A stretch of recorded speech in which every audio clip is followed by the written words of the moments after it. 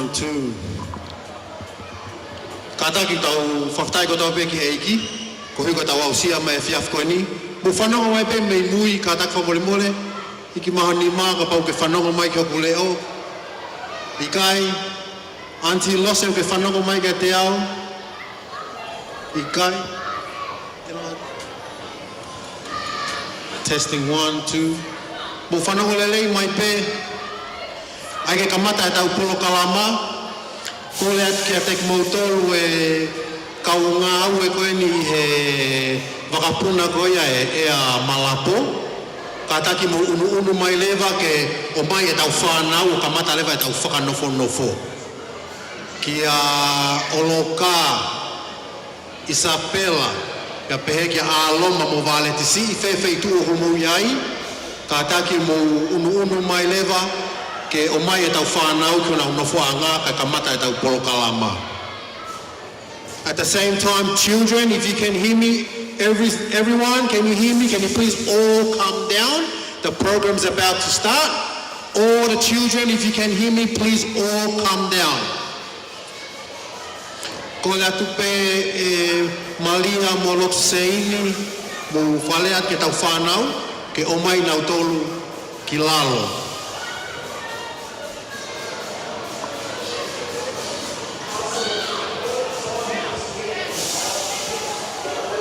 O ku wawe pe te kamata tau polo kalama, koe tau turi pe ki he tau taimi, ka koe kamata e tipeni a teki mautolu i homo hau ki homo ngahi nofo anga. Koe ai ki he kau ngawe, kau tata aruna hui holo. Mo mea mai lewa whai homo ngawe, whai whakanofo. O lewa pe nofo he the first row, children, just wait. You see those people here, the air hostess for the airline? They will help you, let you know what you're going to see. Aleti. Tuku pe ai o tuku e. You help get the parents for the look. Yeah?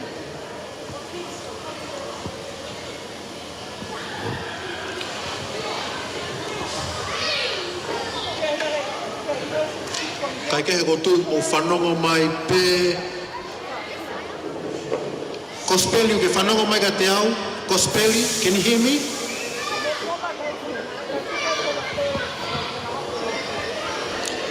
Our program is about to start, so therefore I just want to ask everyone, the parents, if your children are still up in the playground, can you please ask your children and get them to come and sit down so we can get on with our program.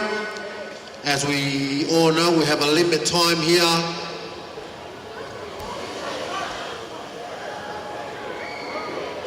Children, everyone come. Tangkita tau.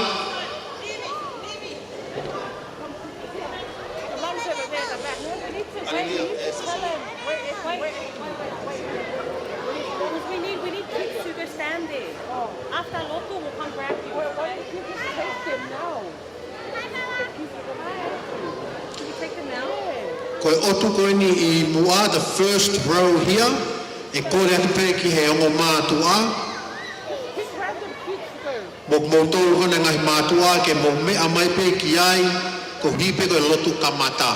Ko le ospe tau lotu kamata pia mo toki mea atu lewa ke ngahi nofuanga koe mui kai ataan ke whanau. Koe aku kore atu kau ngawe ki a pela mo loma ka ataki mo whalea atu ke a lose pia mo lisiate ke na mea mai ki mua ke a tolofi si ngahi whae ngahi tamai ko nei mui ka ataki mo mea mai o nofo he te pile I mua. Ko hike lava pe e tau rakpro kalama lotu, pa mo toki mea atu ai pe ki mui.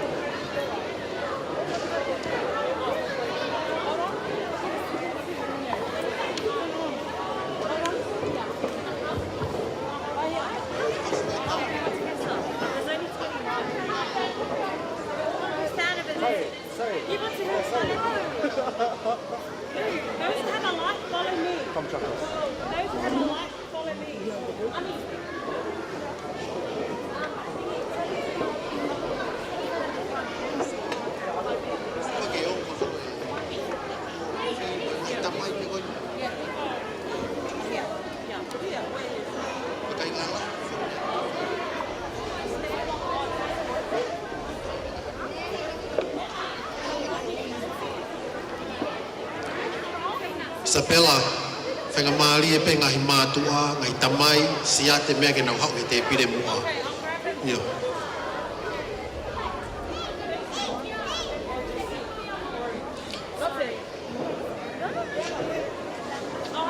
Pehe kia hei tonga mo lope, tika pang mo whanonga mai, wakaet ka nau tolo kei itua, ke nau mea mai ki loto, ai ka mata e tau polokala ma lope tin hei tonga, if you can hear me, can you please take a walk outside and see whoever is in the family still walking and wandering outside to please make their way inside here.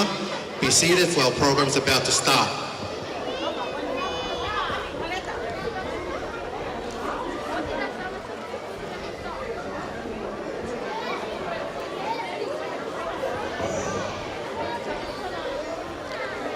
Ko toi hongo fulu ni ki he walu, tau turi ko he walu, peu ka mata e tau polo kalama. Okay, we've got 10 minutes, it's 10 to 8 right now, so we've got 10 minutes to be seated, be quiet, so our program can start. If you have any questions, just please ask one of the ladies that are the workers of this airplane.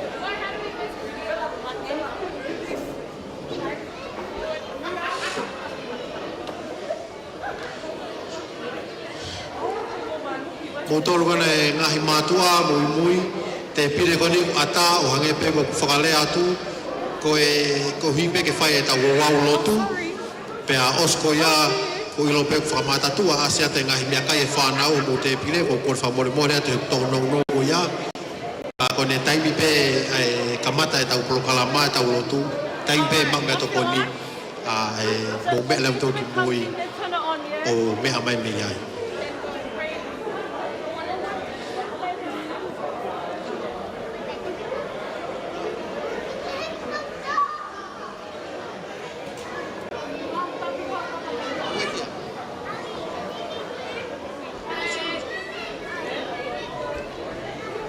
Children, you got the food in front of you. Remember, you're not allowed to eat until we pray. Okay, children? I will be just announcing a little run through our program at 6:30. Not our time, but Malapo and Homa time. We'll be seating, and then our program will start. We'll start with a worship and the parents. Prayer by Reverend Bensi Manihala. After that, it's Hihelangi Ha'o Heka Giai. Bubu mebeke family hono kotoa. Pasi mai ka Bensi Mani, Daniela, Daniel Te Aupa.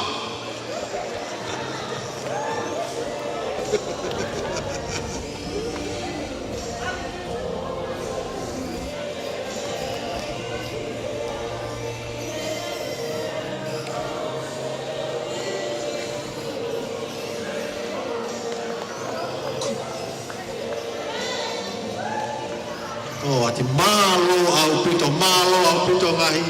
Kai taki mo whakamari e mo mea hivo ki lalo. Tamasine aho, Benjamin Daniel Te Aupa.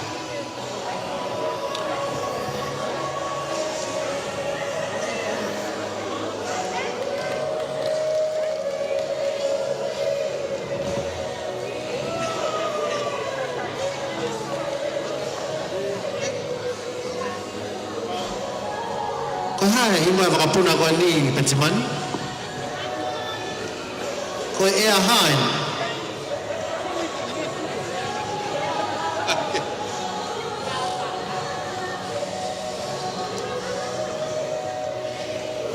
Whakai ke eki ko re pe whakamari ko ni mo mea hivo ki lalo tau teo atu ke whai e tau lotu kamata, whakahoko ia e he whaiwhekau, Reverend Pensimani Hala.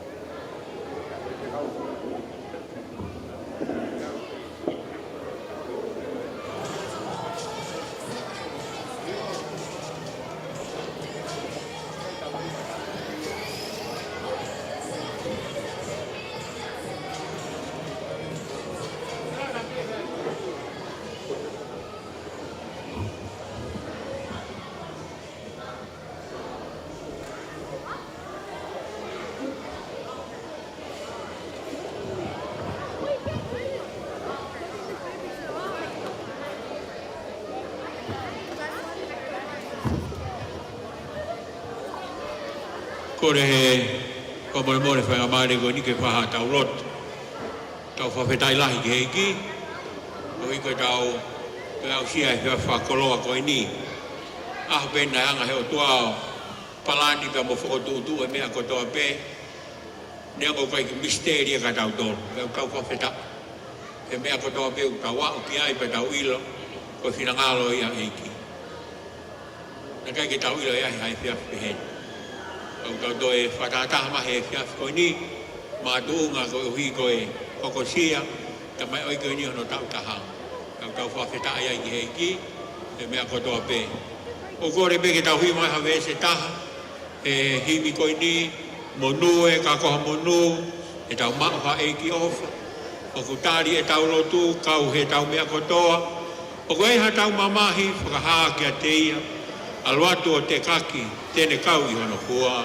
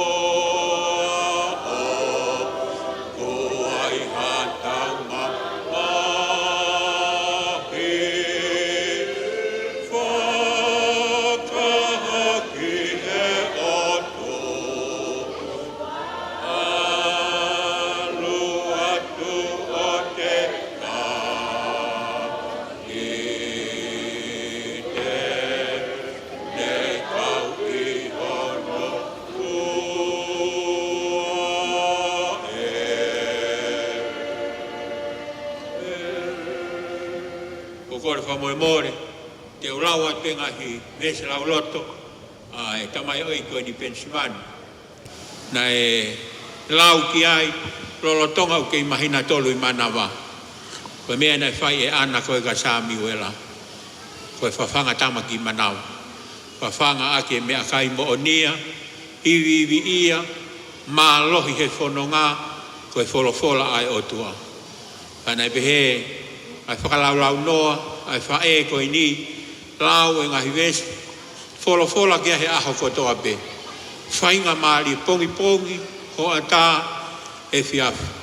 Ia whakaawa he tolu vesi wanoa, koe vesi kau i he ngahi vesi, na e lau ki he tamai oiko. Neo te kai kene iloha me. Kaimina ia oa mahina hongo fulu kou whakatoka ngai, ku kamata ke ngone tangata koni. Pataim kou tangia kou petke lau e vesi lau loto ku longo. Fia. O whawheta. Koe tālau whai e palo vepi, wahe woa vesi wano, talmai he potoko Solomone, atu ako ki ho whanau, ka nau ka fulahi, e kai te nau mawahe mea. Koe mea ia e whawhanga koe tau whanau, koe wholofola ai otua. Ka nau alhake o lalahi, kai te nau mawahe. Neo mo te nau alu he alungai, o e maamani ko ni kai te nau whoki peke mea. Na e whawhanga aki nau tolu mo tō kaku. Kia nau mo ui. Whawai tolu ve sua noa, Koe ni o koutu he matapao tuki tuki, ka pau e whanongo e hataha ki hoku reo o ne to'o ai matapao. Te hu ki a te ia, te ukai o mohe mo ia, pa te ukai pa tene kai o mohe mo a. Wahawa he tolu ve sua noa. Ma di wahe o no ve stou tolu, mo fuafua kumi ki he pure anga o e o tua, mo e maa oni oni a ana. Pe ai atu mo ia foki, ai ngahi mea ko ia ko toa. Wahawa he tolu ve stataha, o ku wawe e ku alu atu, kuku ke mau ai mea o ku ke mau. Te ria na to'o e hataha kehe o kalau ni. O tua mafi, mau whawheta ilahi ki he awhion. O ku mau walolo iho ao, ne ongo koe fuu feitu ueni o ku whai anga wai inga e whanau. Au ku whonu ho mau loto he fia, mau ilo ki kai ko hapotu kehe eni. Koe matapā whakahanga tonu pe eni ki loto i tāni. O uhinga, i longa ha feitu u te mau iai, o ku awhio e lau maari o e awhion. Pea ku mau whawheta i ke tae ngata, ho mau lau maari e mau mao ha o tua, a koe o tua o whamooni. Tala mai koe o tua ai awhiona, o ku ke o whai ki mau tolu ake ai o whata e ngata. Koe o tua ai awhiona, koe uho ho mo ui koe ofu. Lolo tonga, ai whai anga hala, ai whahinga o e tangata, pea nau si tua pea mehe awhiona, tala mai na ke whaki mai ho alo, tofu pe e ta, ko sisu kalaisi, ke ne hoko mai he funga kolosi i kāre vare, pe kia, ririgi hono taa afu amore morea e mawanga hala kotoa pe, wa maai e mawanga hala kotoa pe, pe whakatau ataina ki mau tolu, pe mehe nofo pōpula ki he anga hala o e maamani ko eni. Mau whawheta ilahi ki he awhiona e o tua. Mau mau, ai mo ui whakoloa ta he maamani ko eni, koe mo ui tae ngata. Mo ui e nei kai ke mau ngawe. Mau mau pehe keresi pia mo e ofa ai awhiona. Mau whawheta ilahi atu ke awhio, mau heni he whiawhini pia mo e ongo whamiri. Mau heni pia mo e ongo kui.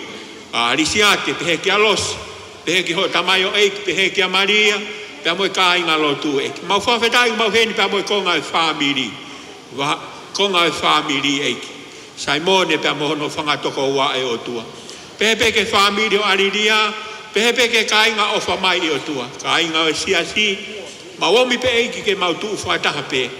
Ke mau fie pe mau fe faka mo ni aki. Ai me au fai e hafiona ma e mau mo ui e.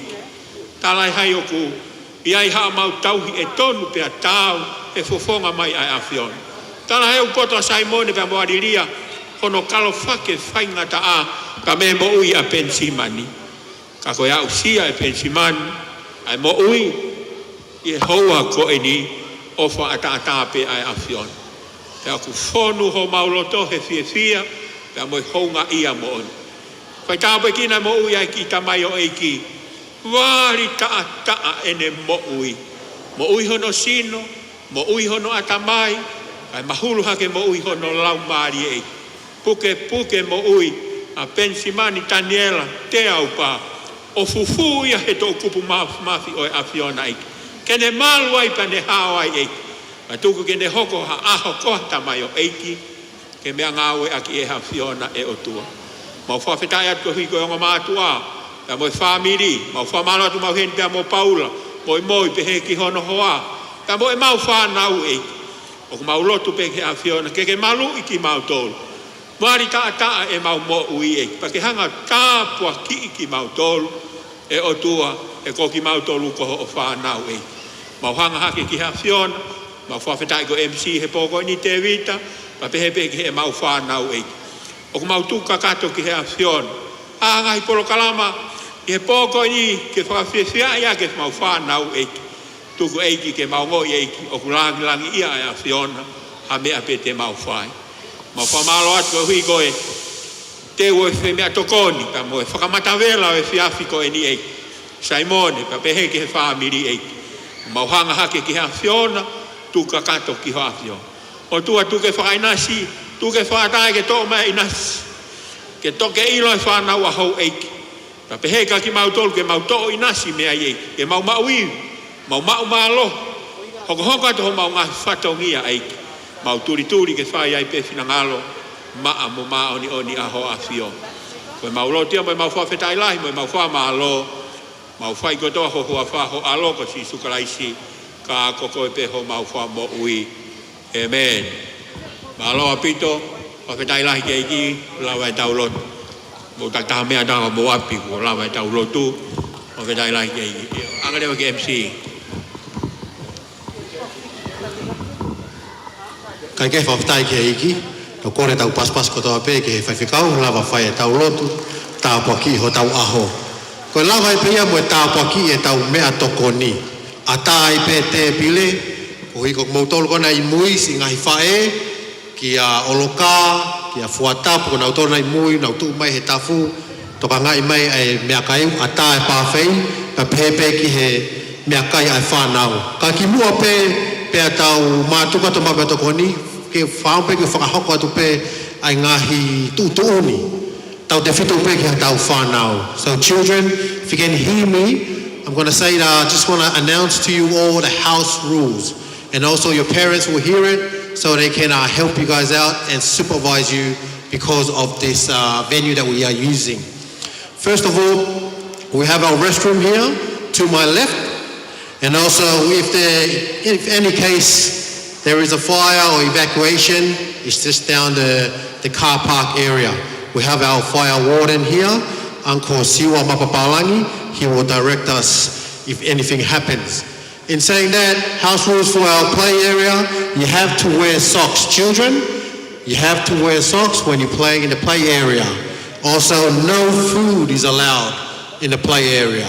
On the slides, you are not allowed to go the other way around. You have to take the stairs up, especially my Malapo nieces and nephew.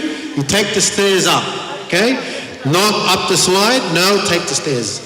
And most importantly, you have to be happy, be careful, watch out for everyone.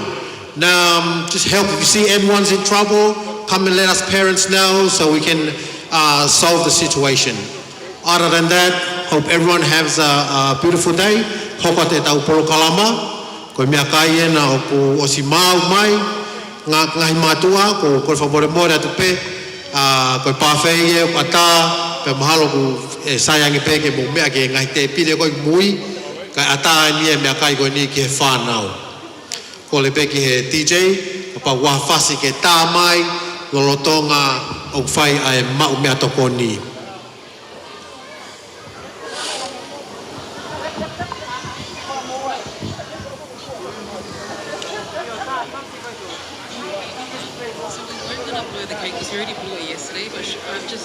They were saying to do a cake Yeah.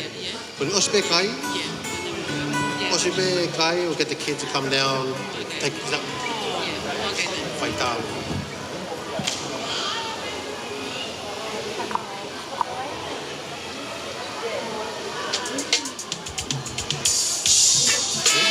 So cool later. No. Whenever. I can cool because I haven't got time. Yeah. But you're not talking right now.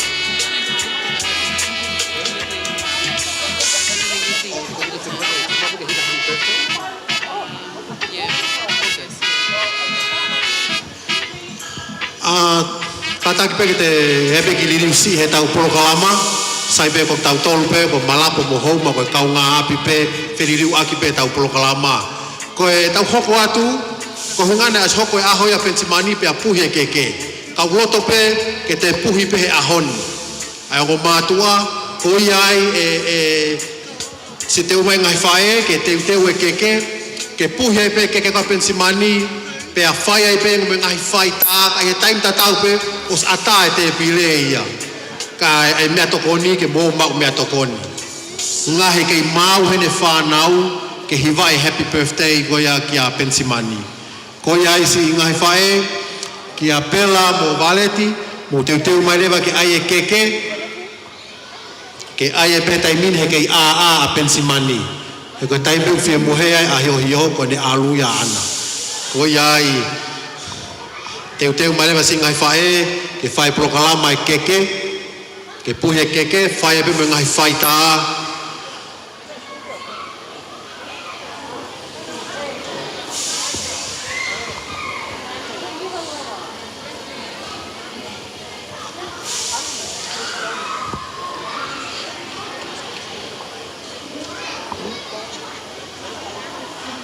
be keke. We just sing happy birthday to Okay.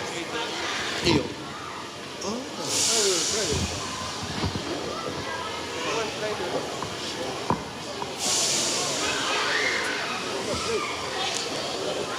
Eha, Ali?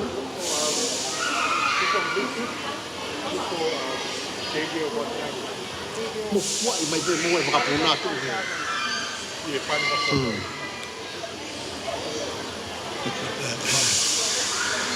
Iyo, o hange pe mena ola kiai, na si puhe ke ia pe asfang no tāpua ki.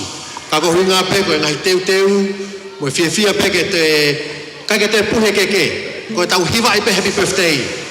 Ka ke te puhtu oua, ko e mea e kau tama me he feitu koe. Au tō o slava neaka no tāpua ki, whai kau, whai pe ngahi whaita, i e taim ta tau pe, tau whai hiwa e happy birthday kia Pensimani, happy long life kia Pensimani, ai ta foi hip e tolu ka hokot leve dau porokalama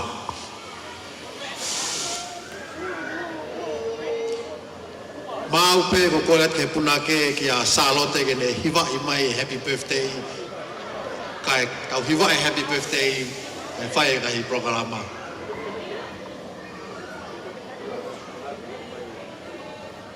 to you.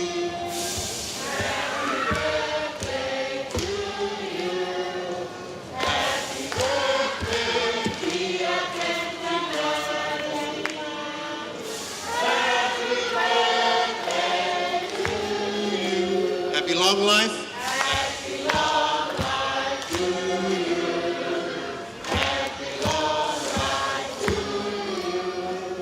Happy long life, be a faithful and long life. Happy long life to you. Hip hip. Hip hip. Hip hip. Pas ko to apege iki whaka whetai. Oia, mea kai anau ata, mo whangongo mai peke si ngai whae, ke tata ki atu pe. At the same time, if you guys, family, want to come in and take pictures with the birthday boy, Benjamin, it is koe tai mien, you can mea mai while we have our photographer here.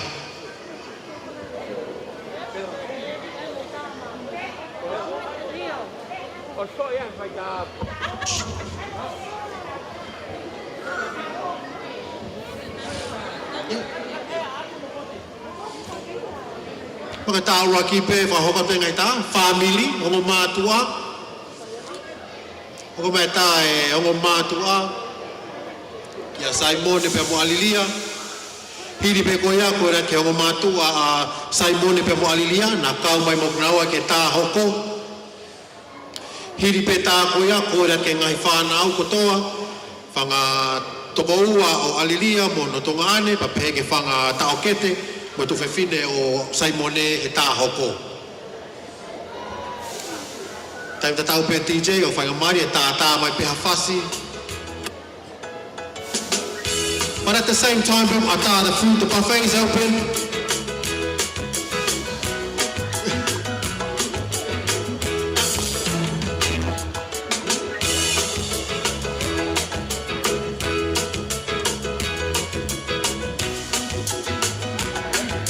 Benjamin.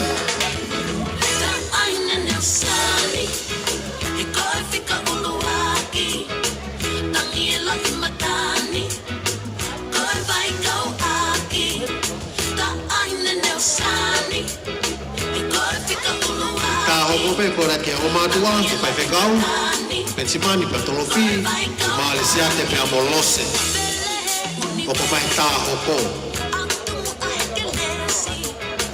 o se pe ta go ko korat ke fanga ta o kete o Saimone ke Williami ke Alisiate ke kai ha ke Robert ke pe he ke lose mo me mai ke ta hoko o se ta go le matua.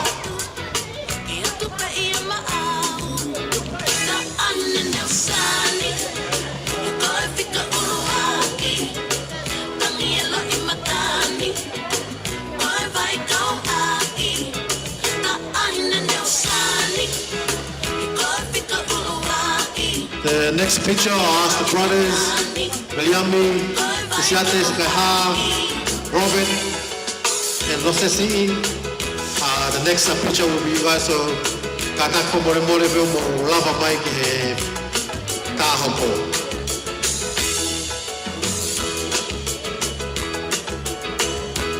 Robert, Liami.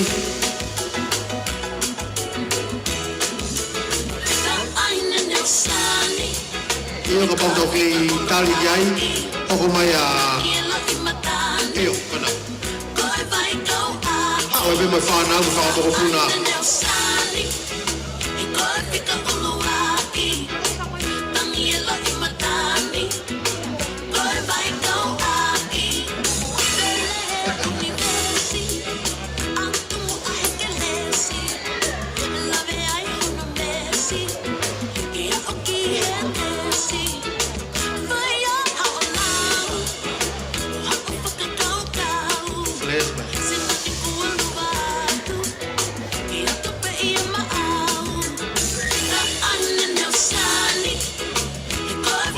Teo maya Cecilia, ya Oloka, Isabela, Aloma Valesi, Pege Panga Tongane, Hei Tonga, Lope, Kini, Utai Beni Mopea Mai Keni ke Ai Hopo Lata. Hangi ko wakaya tu bagi hata hai fie kai ne mo ko da kaya na wat fakata. Bea mai family kana alilia, moha ko taimen ki aya muta.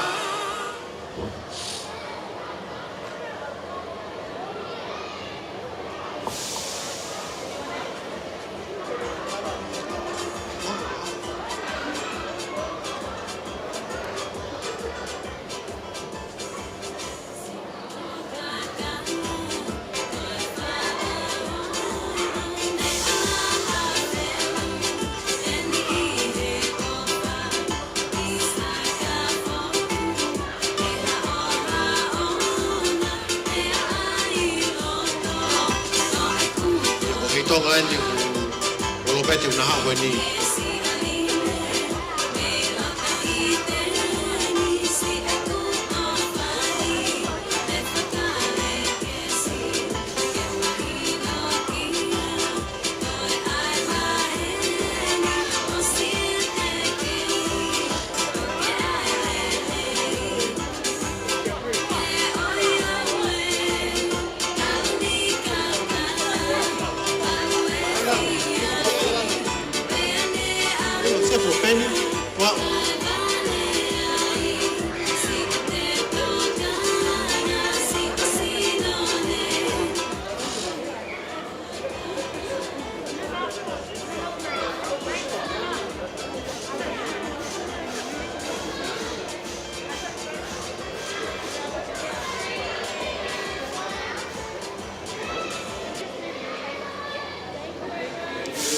malo ata ka wata ha fi ha ane lai ta pa ngamali en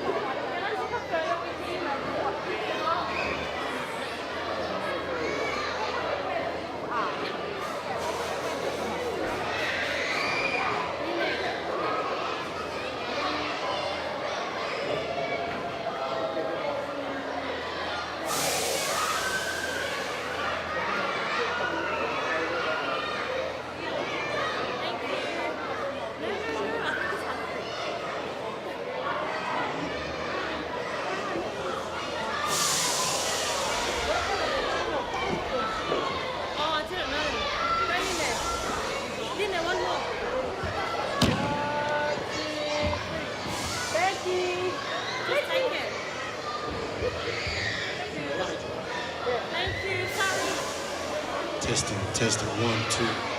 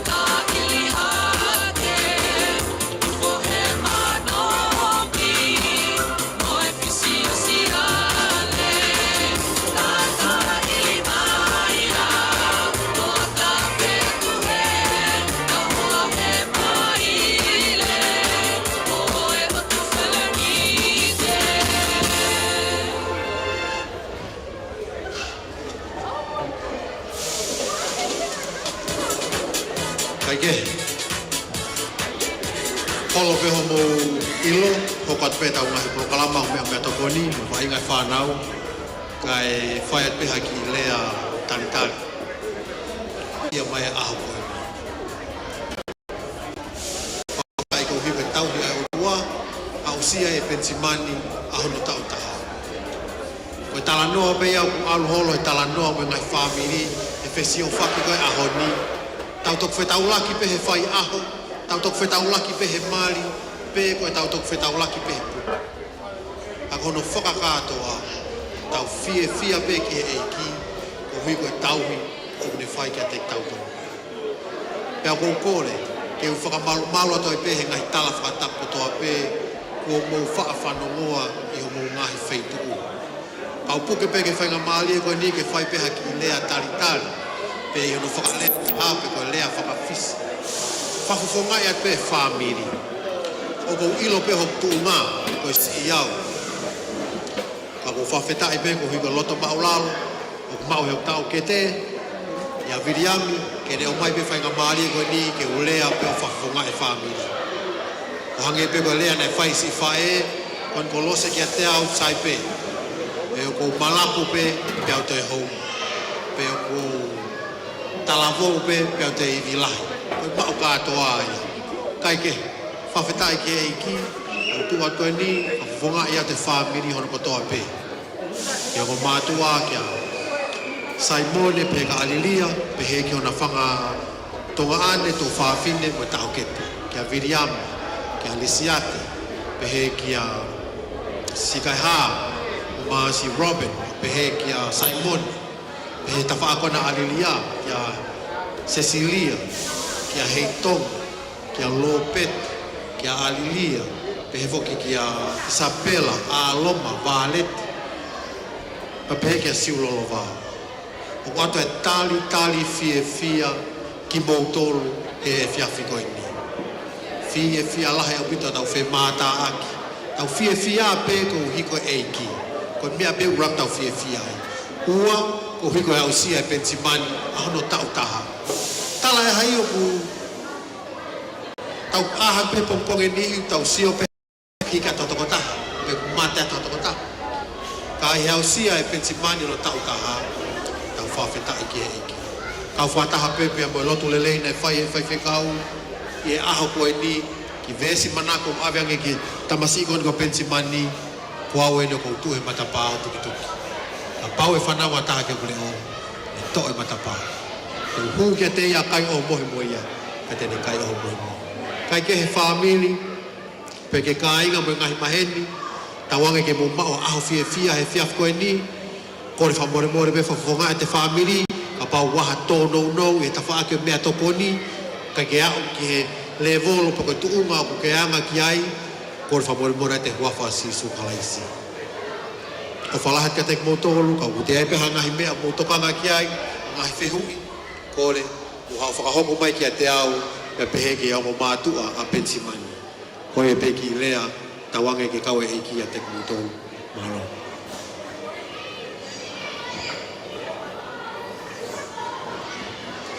Polotonga i pe homukai, kai whakahoko atu pe ngai polokalama. Lotonga koe nau tau kai, e ospe ko ia e whai po ngai taolunga. Ko ia ko mautolu ko ia na e whakahoko mai, e whai ho mau taolunga, ka taki o whakahoko mai. O mai mo whasi ko hike teu kai, DJ o e aho, ke tā e ngai whasi ko ia. Hange pe kumea i, ko e whare ko ni, ko e pe ono taimi o whaamu, ko e hapu ko mo pulu, ko kamata tau teu, ka tau me ato tau ngahi api. Ko ia i ko mutol ko tau pe ngai whamiri, wai ha mo taolunga, ka taki o whakahoko mai lewa, ki whakahoko atu, na pehe ki o mo ngahi whasi. Hiri pe ai ngahi taolunga, e whae lewa mai prokalama fuaki mea ofa, ai ngahi whae ki whanau. Ave koe ngahi giving of party bags, osi pe ia, matok whai e tau lea whakaosi, ko lea whakaosi he prokalama, whai ia he o mātua. Lea whakamalo, whakahoko ia Saimone, pia pehe kia alilia, pia hiri ko ia, e tok whai e tau lotu tuku. Ko ia ko mau lelei pe, ko tui o kulahi au pito mea tokoni u teu, tau kai ahoni, tau whao, teu au tika pongpongi, ko ngai aho ka hoko mai. Tau whiwhia whake aho koni u tau kau whataheni pia mo paula moi, ko pehe ki ono hoa, ko hui koe ngahi, tau iloi ko toa pe. Tau aha ke pongpongi, ngahi weekendi, tau sio mau pehe YouTube, e ngai polokalama ko ni, tau sio ke ngai pia hoko he tau whamiri, pehe ko tau ngai whanua ki tonga, tau maa paula mono hoa, he whiaf koe ni, whawhetai ki e eiki. Tau whiwhia ai langlangi ia e eiki, ma pehe ke tamasi o aho. Pehe whoke tau henu moe DJ e aho, toko taho ne tokanga e tau ngahi mea lea, ki a South Score, e talamo koe ni, whamaloa ki a te koe. Kore pe ke DJ, hoko pe tā mai tau ngai whasi, kai teu mai, ai ngahi whakamei te, ia moe ngahi tau olunga malo.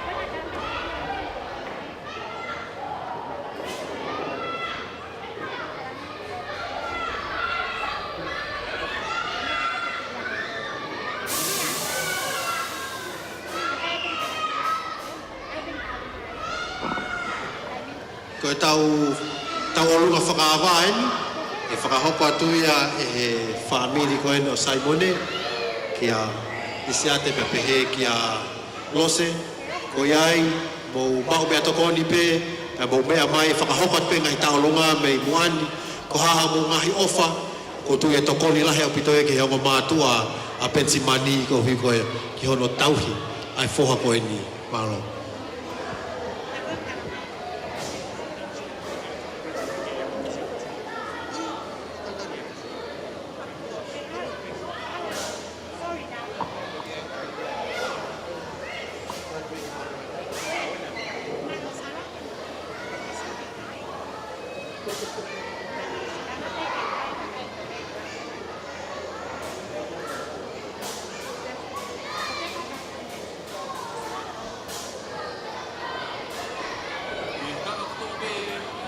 DJ mau pia fasi pia tā mai pia ngai fasi a tari pe ke programa.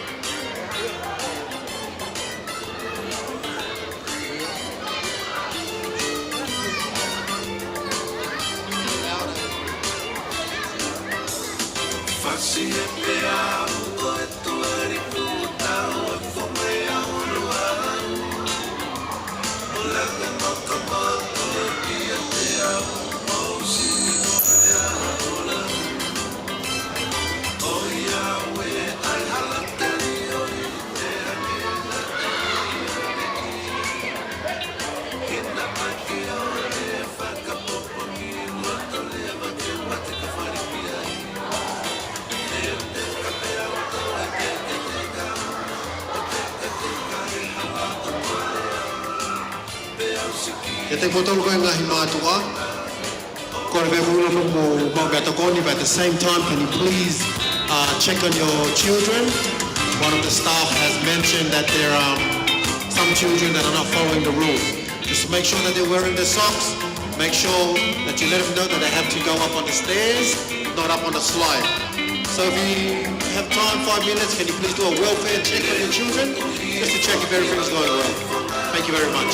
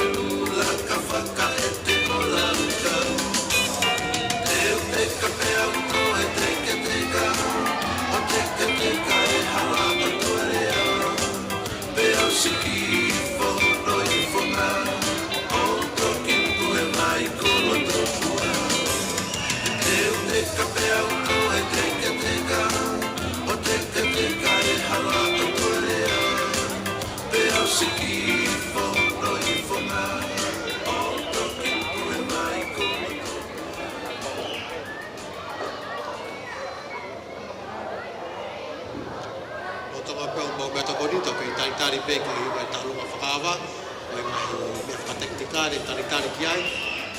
Ange peko whakalea tane nai, ngahi mātua, pau pēo ki whainga mārie, patake o wakai peo whanau, nau sai pē, koe kore mai pē mehe kau ngāwe, wai ni e whanau, wai ke tue nau stokeni, u whanga whakatapu, wai pe whanau, nau kaka he ngahi wheitu, wai ke toton ke nau kaka ai.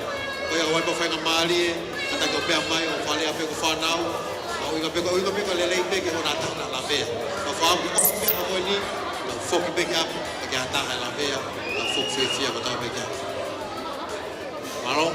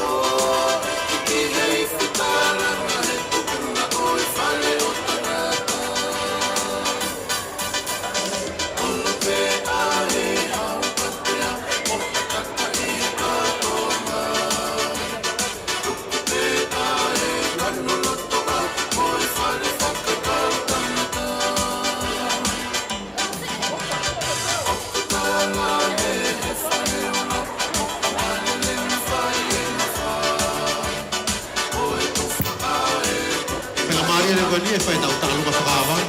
Kutoro ko na ngahi mātua ka wha muwhi e mea mai ki mua. Ko huka whanau na una tau ia wa inga. Wha mui whi hau ki mua ma mata e ngahi kape i te. A tāpe te pire ko ni ki mua.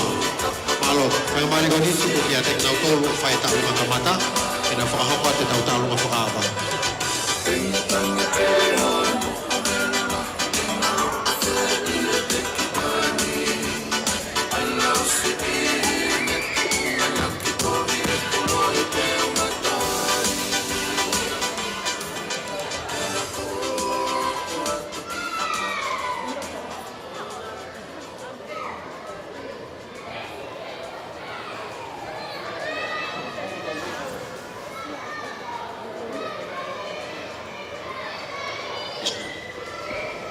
Testing, testing, testing. Tolofi. Kola ka tolofi kata ki o mea mai ki moani. Pea ko mo tolu koe ni mātua. Papa mo fesio ke tawolunga pa mo mea mai ki moani. Ke mo sio ke ngai fui haka. Holo pe mua mo mea. This is the day that the Lord has made. Let's rejoice and be glad in it. Tau whawhetai, a pene na whotutu e Sihova. Tau haka e mo whiwhia. Ko whakahoko mai MC, whamalo atu.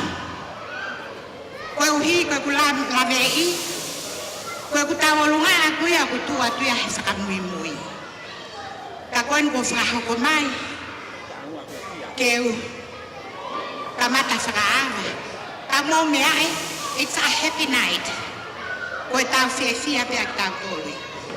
So, let's rejoice. Tolofi, ko ke mea mai, ko ia.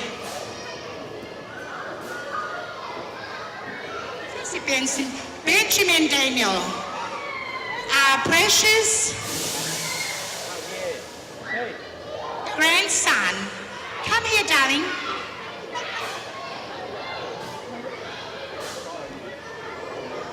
Mo mea ipe. Koe ki auntie koe nyo. O pensiman tane la to tape. Ano tu.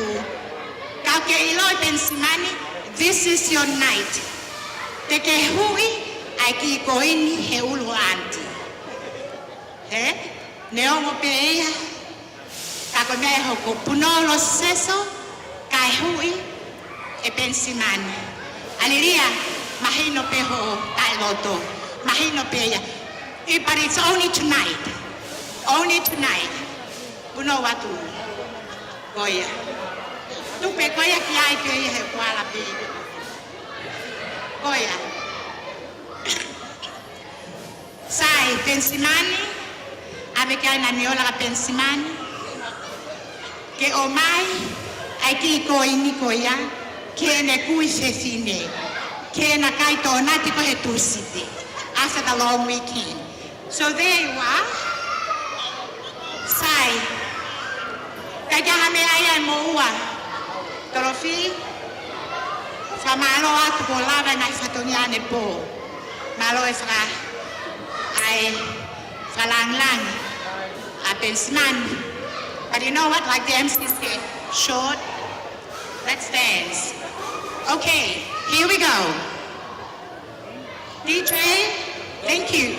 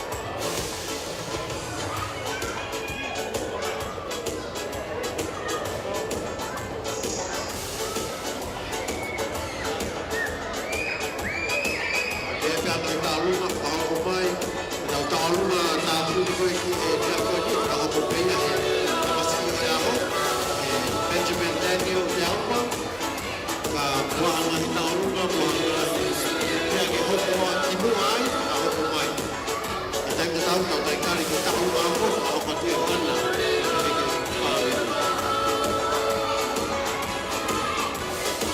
Hello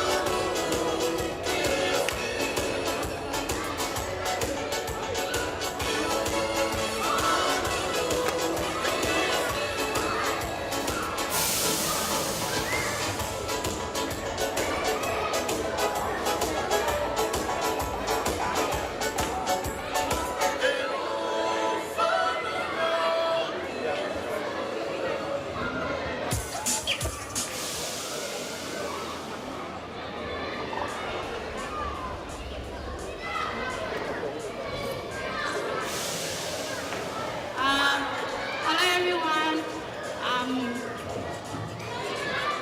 My name is Anna, and I'm just here on behalf of my little family. I'm sorry Melissa's not here today. Dr. Mai, koe Uncle Alia, koe little brother Tolofi, koe Henipe, koe Papafonga ki family, Moki o family, koe Rebecca Alilia mo Simani ke naha o koe ki koini ke kumha kapahoa kawa Penny, a Penny Junior, malo.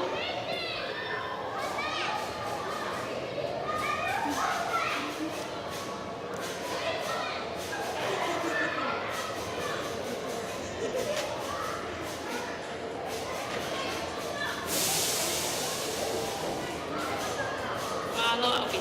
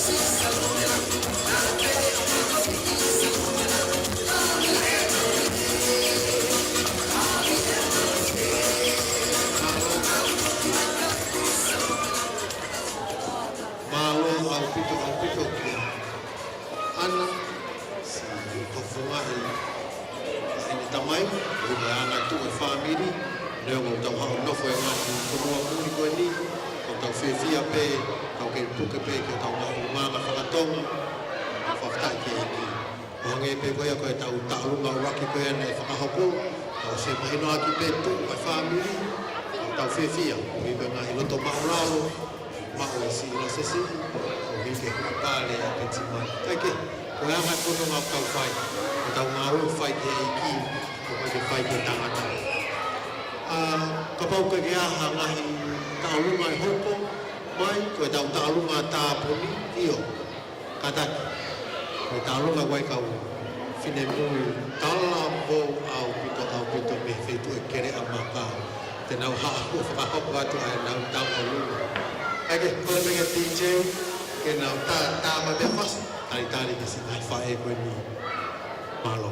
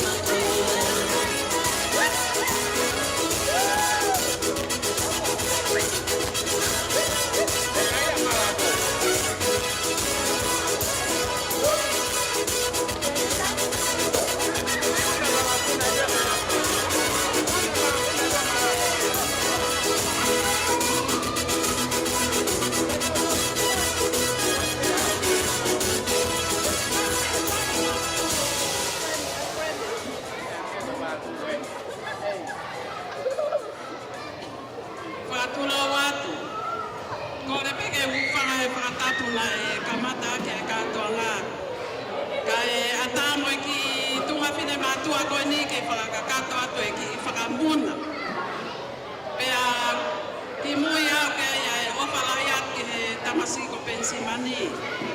Watawangia tuake ne tau morilingi mai. Ai ne alo whake te koe e ha kutoa peo mungui. Koe ki tālunga koe ni ko ki whakamuna pēr tu whawhine mātua ko ni mo kataka o nonu maki he. Te kai ke tā mai whasi, te kai ke te whaloloa, kore atu ki a tolofi kataki koe kui ene a pensimanu. Nea mo ku i kai ke fu whewhea e whakafotunga o e whiawhini kau kore atu ke kataki mua o mea mai o hui ake o tamapua ko e ni. Kai kaha mea mau. Ta ene tolofi, katakfi o wawawe mai pete ke nopo kaka haa peni ya. Au koe peni.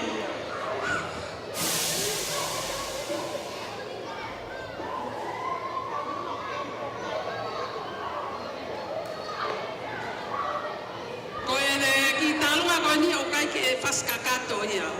Whaswai wape. Malo I tei, tae mai whasi koe ni a tolofi.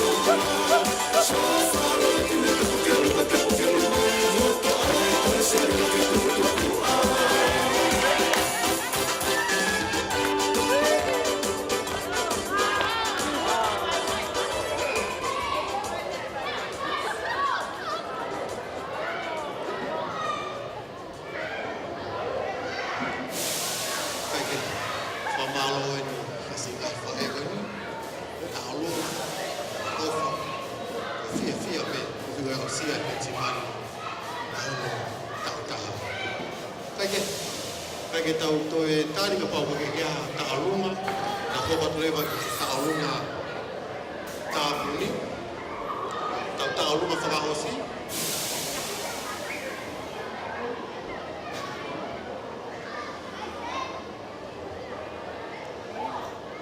iyo kata o ke moe ta'alunga taha o toe kia hiri ko ia na tau whakahoko ka ta'alunga ta'apuni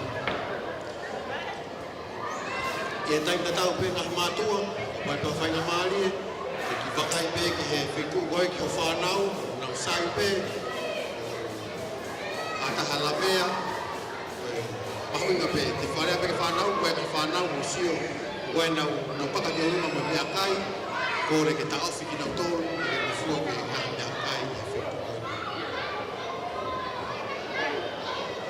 Hiri pe ta alunga koe ni, kai ta hope talunga tāpuni hiri pe talunga tāpuni e mea kotoa mai whanau ki lana whai fuaki mea ofa a pensimani tato mea wahinga ki whanau kotoa pe na naulawa mai i whiawhikoni pe osko ia e tau whahoko pe e lose e io e whahapa te ama mātua ane lia mo Saimoni na lea whamalo pe to ki fina osa e losa ta pulu mai tau fioki e fiafu ko ia ko ni mau pe ta lu ma hopo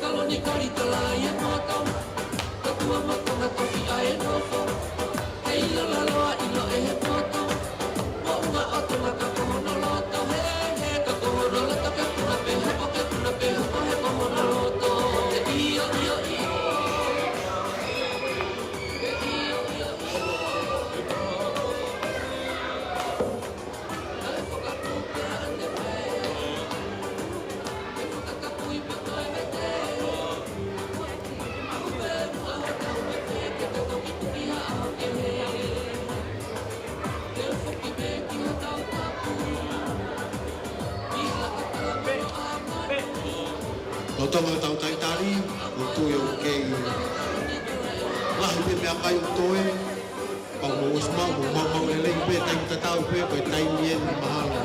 O pake te hataha, whakaroa i lewa te teo te ako.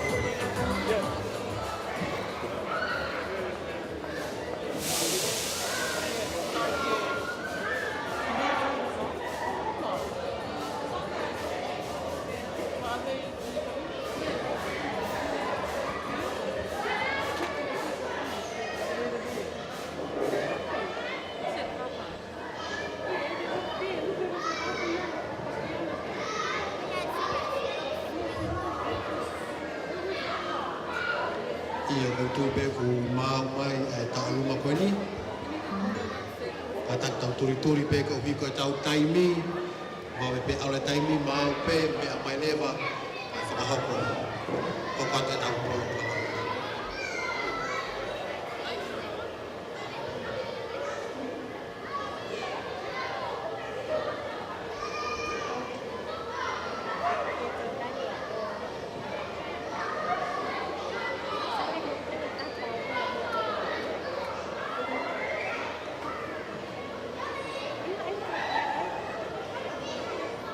Iyo mau me a mai nang tol ngai fai te tai talunga tania te pro kalama kata mau me turi mai lewa ka whakahoko. Hoko te tau pro kalama mai.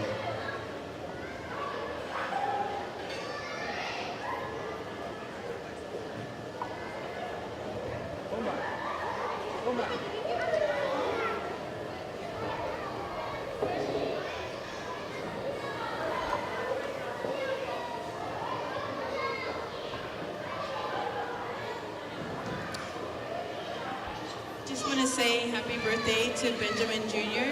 and this is his homicide family, and I told my daughter to do a Mexican dance because my kids are half Mexican, but she didn't want to. She wanted to represent her Tongan side.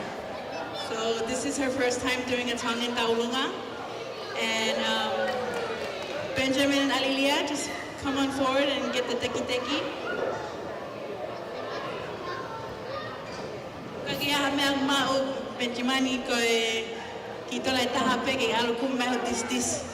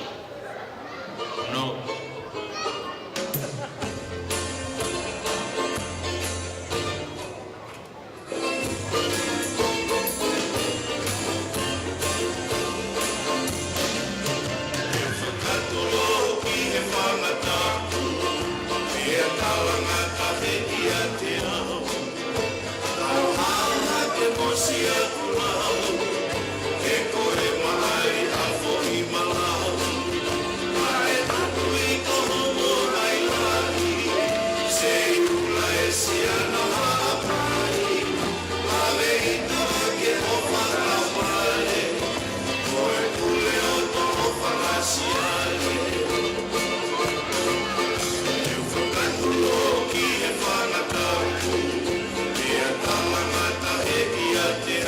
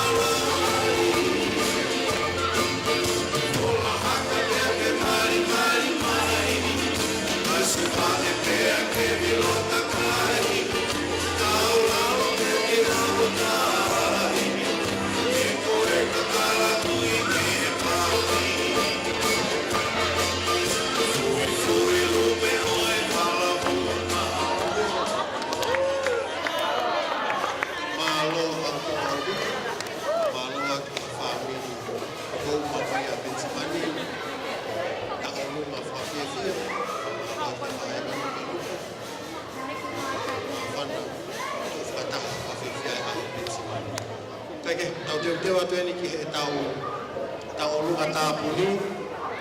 E tai tatau pe ko kora ke ngai mātua, kore ko whanau, e nau mea kotoa mai ki lalo. Ko inga ke hoka te tau pokalama, hiri pe ta alunga koe ni a Pensimani, e tuwhai pe ko mea ofa e whanau, pe a whai e pe ko e tau roto tuku. Children, if you can hear me, all the children up there, can you please all make your way down? Our programs are nearly at the end, so everyone come down for Benjamin's last dance. Also, the giving out of the party bags. So all the children, wherever you are, please make your way down. Kore ngai mātua, toko ni mai pe, e whengai hau ke kore ka mo whanau, ki nau mea mai ki lalo, ko nofo he sea, teu ke he whaose tau ko kalama. E taimta tau e meu, tau teu atu ai pe ke taulunga tāpuni,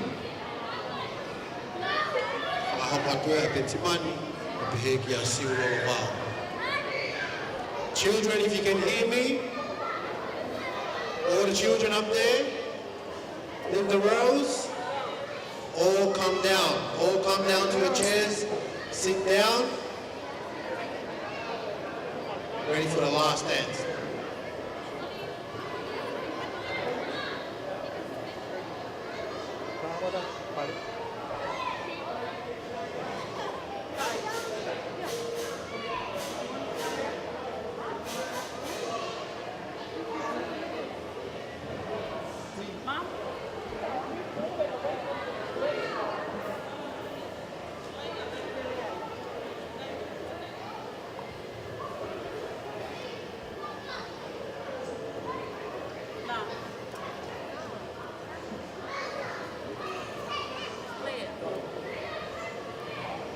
Iyo, ko tau talunga tāpuni e, ni ka pau kai ke mula pau me alelei mai, kata ki mo unu mai pe ki mua, ko talunga tāpuni e, talunga whakaosi, talunga Pensimani, kai whakahopa tu ia e tāhine ko siulolo wao saulanga.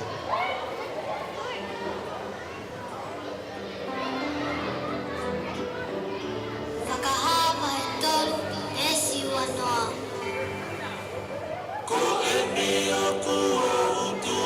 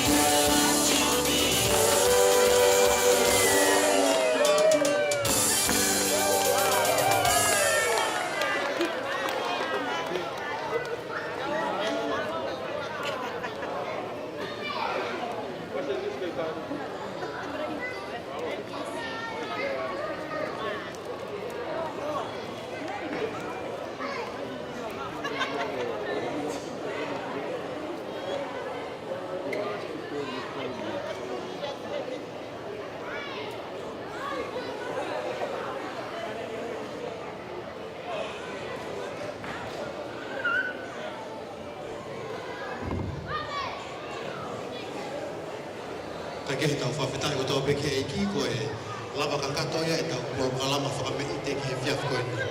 E taim koe ni mo kore ke ngahi whae, ke Hallelujah isa, ke a loma, pehe ke a pela mo valeti ko taimen ke tuwhai mea ofai whanau, the giving out of the party bags, ko kore peke DJ, ke tā peha whasi. At the same time, this is the giving out of the party bags. Children, everyone, if you can hear me, can you please come down to receive your party bag? It's a gift from Benzimani to you to say thank you for coming today for his birthday. Ai he taim tau pe hiri ko ia te whakahoko atu he whae whitaboni e lose ai lea whamalo mo e lotu ke lesi tā puni e tau whioho i he whiaf koe ni.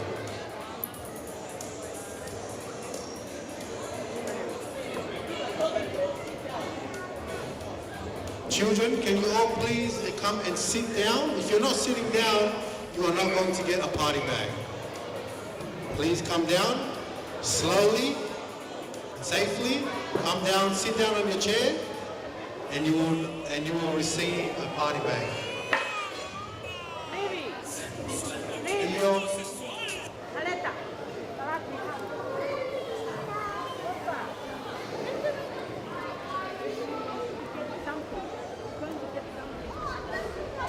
Whanau, te kon penga hi mātua, o mai homo whanau, nofo ke rau gahi nofo ama, o hika he whahoko programa koe ni koe tuwha atu.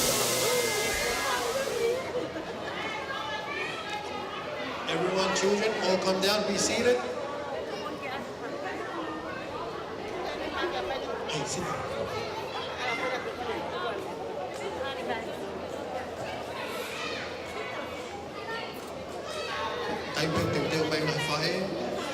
DJ, playing some music while they're giving out the party bags.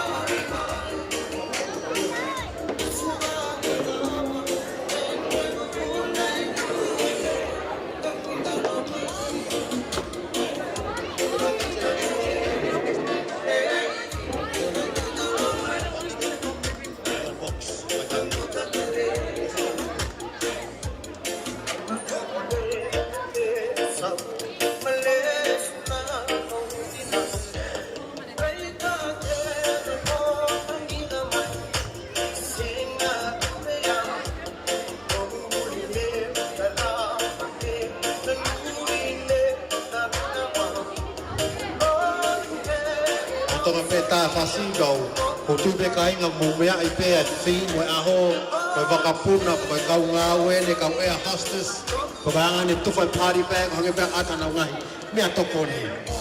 Ka koe mea tokoni pe mai whanki whanau. Ko tau tau koe ngahi mātua, ko tau tau ki pāwhea, ko tau tau rea hini. Whamalola hi au pito. Si ngai whae, te whaafo oka aha koe ni. Lang ia o tau eiki, ki e fia e pe mai fuha koe mo pensiman. Pea wotu tau fia ko toa.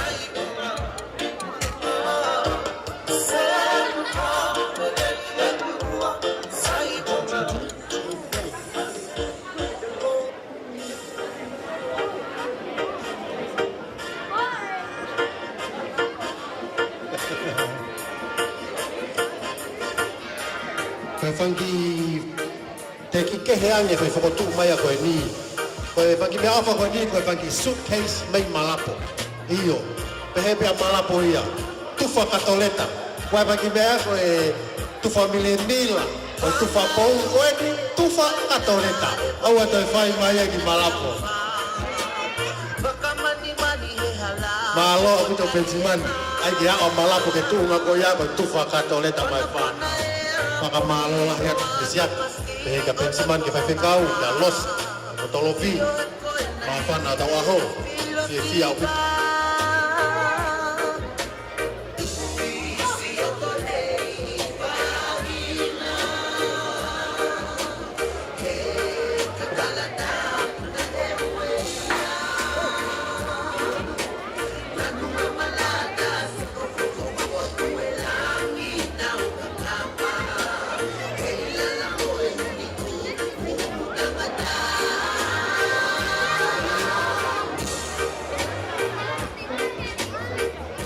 Children, when you get your little gift bag, I think it's best you save it, you open on the way home, because if you open it now, it's going to fall all over the place. So just make sure you take the gift bag home, open it at home, enjoy that.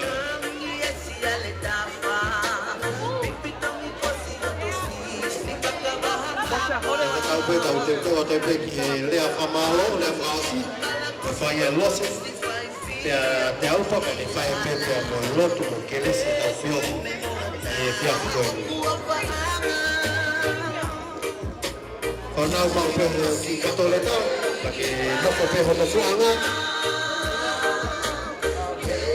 Kau bukai mau hau ki kato hiki honi mai. If you haven't received the bag yet, please raise your hand. So one of the aunties here will give you one. Only one bag per person.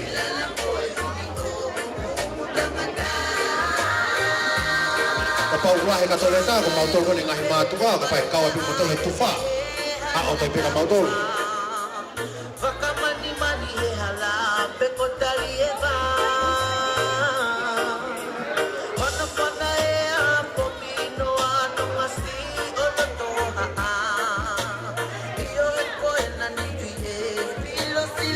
Tufa te kato, te tufa atu mo ngahi keke, ngahi dessert.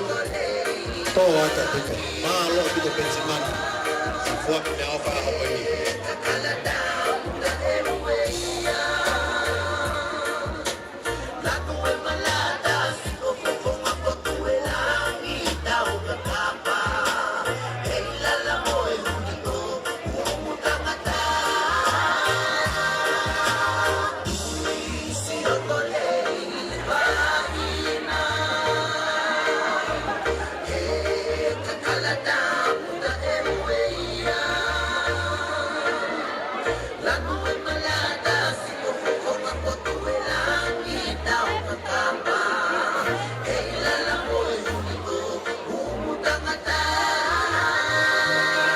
When you receive your bag, children, stay seated.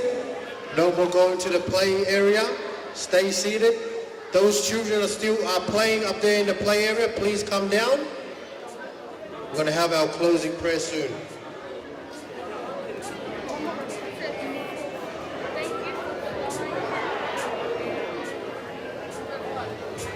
At the same time, if you haven't received the gift bag, please raise your hand.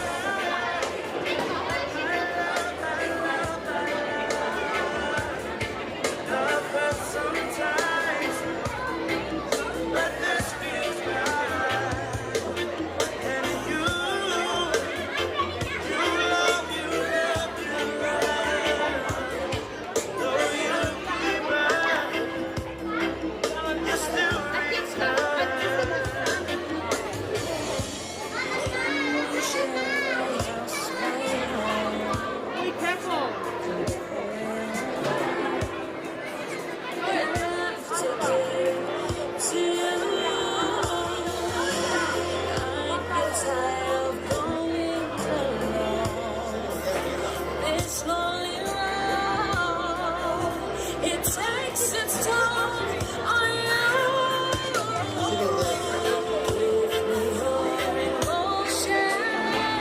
ke iki ko hingo motor nga matua na pehe ngalo motor ya Pensimani ki whakahaunga e Pensimani o maulapa mai o wai mo ngai mea ofa ngai whae e tu whata mo ngai mea ofa si ngai matua ko e fia pe Pensimani o maulapa mai ki whakawhia i hulu apo o pena ngala Pensimani o maulotu o ngai whiohi o a koni tawang e tokone e ki o kose no e misi mo karu whiranga kai ke ngai matua mo me ho no fanga e fae ni tu fata mo ngai me alfa kai ke iki patoleta te ai mo iki souvenir al mo ngai me amelie ke io kau ke pe aho ne fia malo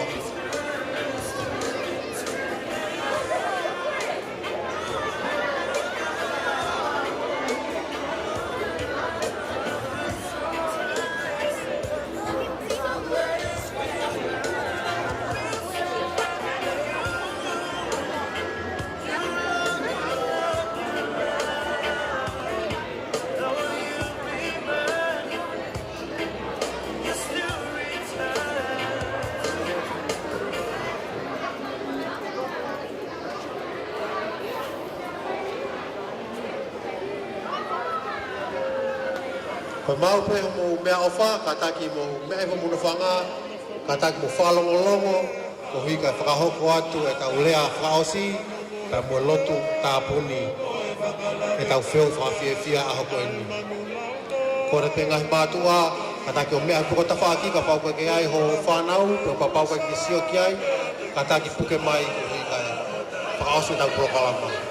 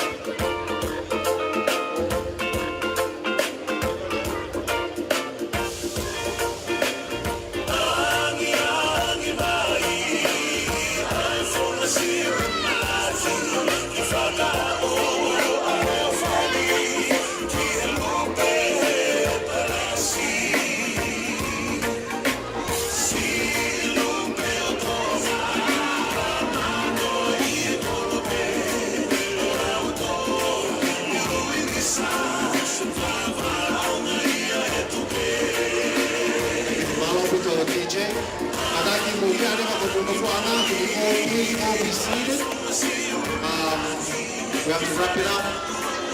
But the staff from the manager for tonight, from this venue, saying we wanted us to go 10 more minutes. 10 more minutes, we'll be up and going. So therefore, everyone, please be seated. All the children, the parents. I believe everyone has received a gift bag and their gifts from Pensimani. And I believe everyone had a happy day. They had an awesome day. Did everyone have a happy day today? Oh yeah, that's it. Kami mau ingat pe. Kai ke hitai batau ko fa mo mo atu. Pana hale ana togi tua. Ya fe ala ke ngawe. Ko fa mo te hua fa sisu kalaisi. Kai ke tu tuku ke fae. Fita ko ni ke ne fae lea fa osi ko ta pune ta fio hi apo ni. Malo pe. Famalawat ke MC ke David. Hange pe ko ni me ako atu Ko e tuku mai eni ke whaiha lea whamalo. Pea mo whaiha lotu tuku. Ka ko whatonga iha ke ko whai mai ai whatokanga. O toi pe taimine tau minite e fitu. Pea hoko ai hongo fulu. Ko e ahe kei te te whaloloa. Ko e lea ko whai. O ko whafonga i atu. Pea me tangata ek whai whekau. Pea lea Simone pea mo alilia. Ai whamalo. Ki he taha kotoa pe i he whaleni. Ai tuku ho mo whainga maari e ka mo mea mai. Ke tau kau whakataha. I he whawhiawhia ai hoko sia e Benjamin Daniel te aupa a hono tau taha. Koe o kai whamalo i KMC. And for non-Tongan speakers, I have been asked to do a speech, but unfortunately, Steve has to warn the MC and myself. We've got only 5 minutes now. It's 10 o'clock Australian time. So therefore, on behalf of Reverend Bensimani, Hala Dolofi, Simon Alilia Lisiate, the Alban All family, may I thank each and every one of you who is attending tonight, celebrating Benjamin Daniel Teaupa Jr.'s first birthday. Thank you, MC. Thank you for everyone. Unfortunately, I can't thank each and every one of you personally, but here we are. Thank you for being here, and everyone is happy. I assume we are all happy. Thank you all families, friends, and relatives. Ke tau lotu. O tō mawhimawhi ka mau tamai whakaiwana a Fiona. Mau mai ke he whaosinga o e whawhiawhiai o e mokopuna ko e ni a hono tau taha. Pea mōni ai a lea. Kāne i kai ai a Fiona o kui kai a mau tōlu ai pōko e ni. Mau whawhetai pe ko whiawhia ai ki mokopuna ko e ni o tangata i whaiwhikau. Pehe ki a Dolofi, Lisiate, te rita ko MC a pōko e ni mo e family hono katoa. Pehe foki ki si e o mātua. Simone mamahi whanua, pia mo alilia te aupa. Ai tofi a ko ki whaki, maa ki naua. Pea ko whiawhia ai tangata i whaiwhikau.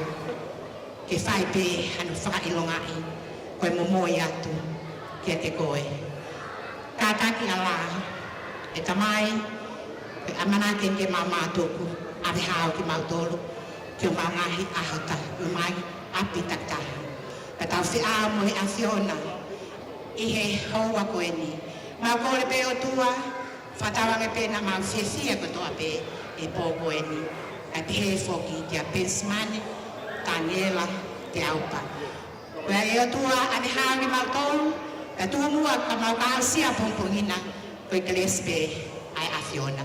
Mau whamalo i he ngahi lelei kotoa pe, ko ke whainasa ki mau tolu. E koe nonga e o tua ia ko mau i tatai a tamai kotoa pe. Tu mua, kene malo i hongo ngahi whakaukau. E koe kalesia e ko Sisu Kraisi, o whalahi a tua koe tamai, me wheo hui lau maare maanoni ke ia te tau tōru katoa pe ia a tae ngata. Amen. Go with God. And don't forget there's daylight saving tomorrow morning. Turn your clock 1 hour forward. Thank you, MC, your turn. Love you all. Thank you, Stephen.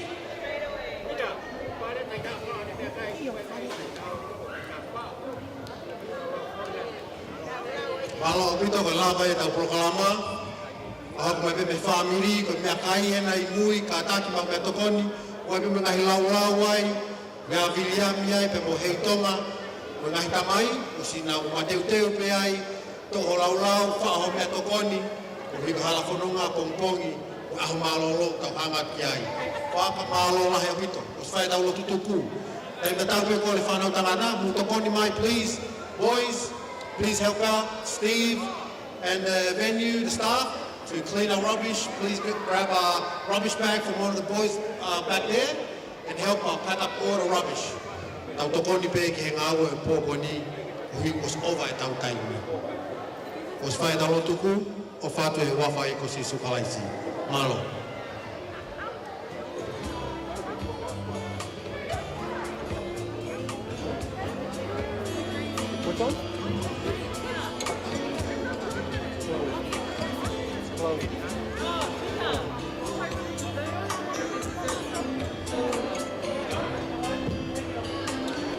So at the same time, ngahi whae, the desserts are here, the cupcakes, the donuts, the cakes. O toi lahi heni, ka pau teke iai, ha o tō atu ha o dessert. E ka pau ku ke suka, e saipe, e tohu nanga te koe, mea kua o mo api. Kai kehe. Everyone, there are cupcakes here, all the desserts. Please help yourself. The aunties are here to help serve you. Now just bring a plate, not a box, just a plate. And don't bring your suitcase.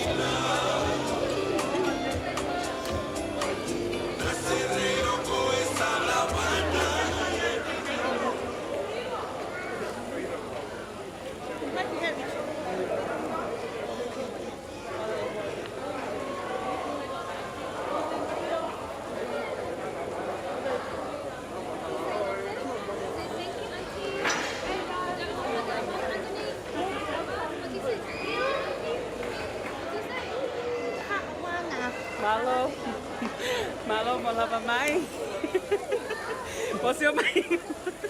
Hi Auntie. Hi everyone. Love you Auntie. We miss you. Love you, Auntie. Love you family. Oma Benjamin. Oma. I'd like to say thank you to one and all. Auntie. Everyone in Promised Land. Too bad, I hate so you. sad. It's raining. Yeah! That goes Burner Boy and Stormzy. Bye bye. Bye, Sully. So sad. Hey, Mikaele.